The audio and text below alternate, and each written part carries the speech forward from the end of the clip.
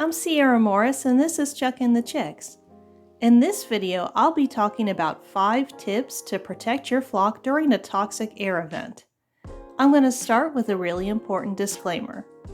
Toxic air events vary in severity from a minor inconvenience to a life-threatening emergency. All of the information provided on this channel or on any of my social media is for educational and enrichment purposes only.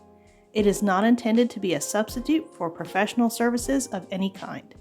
I'm not a first responder or a livestock veterinarian. In case of a toxic air event in your area, please refer to your local law enforcement and first responders for the most up-to-date information and safety instructions. Your choices for your own safety and the safety of the animals in your care is entirely and solely your responsibility. Now that important disclaimer is out of the way, let's get into the video. A toxic air event is when there is potential for poor air quality to impact the health of your flock. Toxic air events can vary in severity from minor inconveniences to true emergency situations. Toxic air events can be the result of natural occurrences like wildfires, or they can also be the result of human activity, like industrial accidents. During any toxic air event, please refer to your local law enforcement and first responders for the most up-to-date safety information and instructions. My backyard flock survived a toxic air event involving wildfire smoke. I'm discussing this topic not to alarm you, but to discuss the information so you can begin forming your own plans in case you are faced with a toxic air event in your region. You may ask, is it even worth it to homestead and raise animals during difficult times? For me, the answer is always a resounding yes. Regardless of the challenges you may face as a homesteader and backyard chicken keeper, the rewards and benefits far outweigh the negatives. It may never be a perfect world, but you can create a perfect world in your own backyard, on your back porch, or on your balcony. A better world begins with every small flock and every small garden and container garden. If the toxic air event is one that doesn't require evacuation, if possible, move your flock indoors. If possible, into temporary lodging, inside a barn, or an outbuilding like a covered porch, shed, or garage. If your flock is small enough, you can move them temporarily into a spare bathroom or a basement during the height of a toxic air event. That is the ideal, but obviously that's not an option for everyone. Other options, if they are available to you, include utilizing a barn, a garage, a covered porch, or other temporary lodging to give your flock as much protection as possible. Be sure to remove any chemicals stored in these areas or any other unsafe objects that may harm your chickens.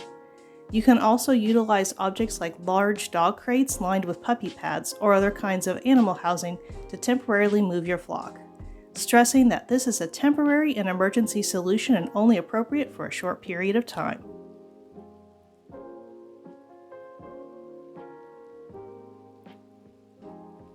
Limit activity and keep your chickens inside in their coop or run.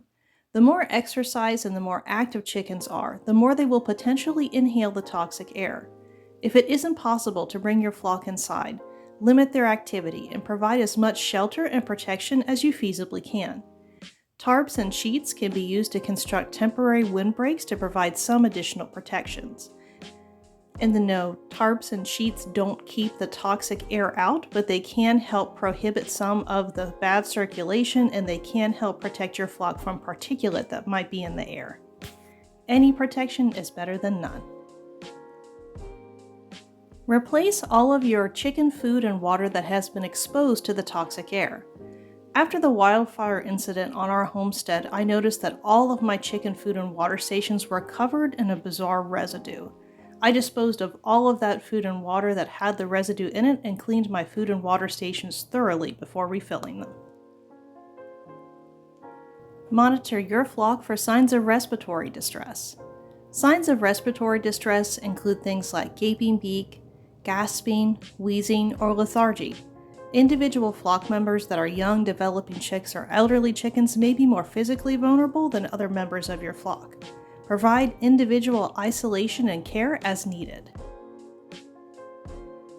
If you would like to know more about what goes into an individual isolation plan for a flock member and just some basic first aid tips for your backyard chickens, I have a whole video that's about backyard chicken first aid, and I'll be sure to include the link for that video below in the description.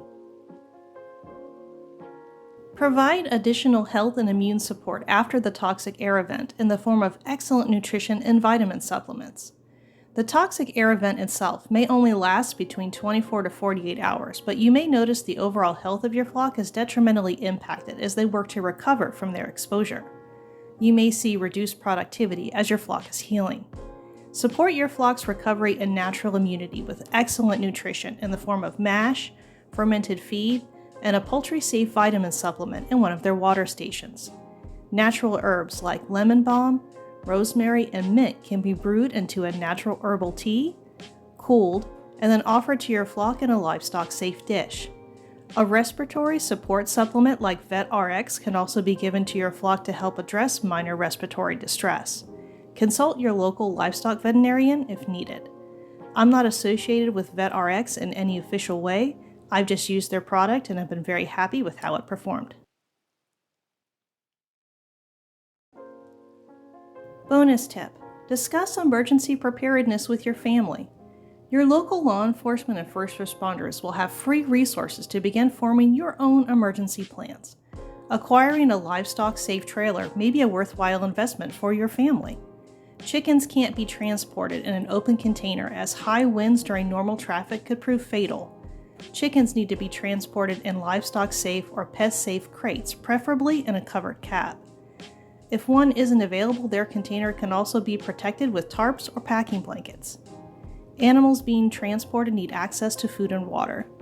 Chickens or any animal should never be left in a covered or contained space where there is potential for them to die from overheating. If it is necessary to leave your chickens, provide them with extra food, water, and grit, enough to support them until your return. In anticipation of severe weather or any other emergency events, topping off all of your food and water stations helps prepare your flock in case of utility interruptions. I hope this has been a helpful starting point for forming your own emergency plans for your family and your flock. I share this information not to scare you, but to inspire you to think calmly, to plan ahead, and to take simple precautions to keep your flock and your family safe all year long. If any of you are about to or are currently experiencing heat waves, I also have a great video that's all about things you can do to help your flock stay safe and cool and healthy during a heat wave. I'll be sure to include the link for that video below in the description. Do you have additional safety tips about keeping your flock safe during emergency situations that I didn't mention in this video? Do you have other safety and preparedness tips from either your local first responders or other great resources you'd like to share with the flock? Are you new to backyard chickens and homesteading and have additional questions? Be sure to include your thoughts below in the comments so we can all learn and grow together from all of our different lived experiences. Thank you so much to all of my current, new, and long-term subscribers. Small flocks and small gardens can save the world. Every small flock grown in the presence of a family with love. Every small garden and container garden makes the world a better place. You're having a positive impact. Thank you for everything you're doing here with me on the channel, and thank you for everything you're doing with your own flocks, gardens, and container gardens all over the world.